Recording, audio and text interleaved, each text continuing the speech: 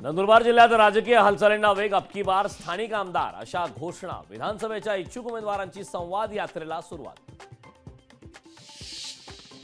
जळगावच्या चोपडात राष्ट्रवादी शरद पवार पक्षाच्या सभेत घोषणाबाजी.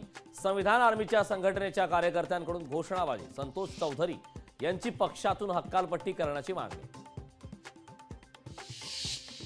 मराठा समाजाच्या वतीने उद्या लातूर बंदची हाक. मनोज जरांगे यांच्या उपोषणाला पाठिंबा देण्यासाठी उद्या लातूर बंद. अमरावती शहरात मुसळधार पाऊस सुरू. 27 सप्टेंबरपर्यंत अमरावतीसह पश्चिम विदर्भात पावसाचा इशारा.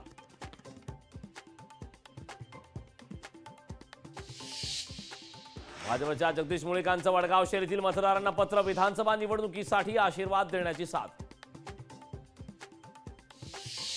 जालन्याचे खासदार कल्याण काळेंनी घेतली जरांगेंची भेट. अंतरवालीतील उपोषण स्थळी घेतली भेट. कल्याण काळेंकडून जरांगेंच्या तब्येतीची विचारपूस.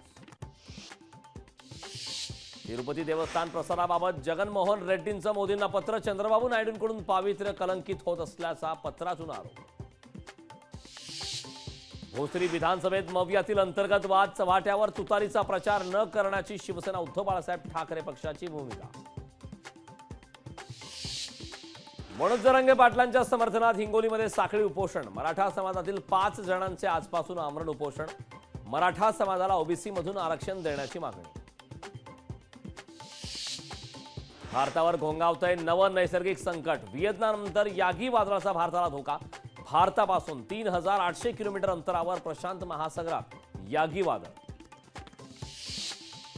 शिवसेना उद्धव बाळासाहेब ठाकरे पक्षाचे आमदार भास्कर जाधवांच्या मुलाने घेतले अजित पवारांची भेट. दोघांमध्ये गुहागर विधानसभेबाबत चर्चा झाल्याची माहिती. वर्षा बंगल्यावरील मराठा समाजासोबतची बैठक पार पडली. मराठा आंदोलकांच्या 7 सदस्यांच्या शिष्टमंडळासोबत विविध मुद्द्यांवर चर्चा. मुंबईतील शिवसेनेच्या जागेवर भाजपचा दावा. जोगेश्वरी विधानसभेसाठी माजी नगरसेविका उज्ज्वला मोडक इच्छुक. मोडक यांनी व्यक्त केली फडणवीसांकडे इच्छा.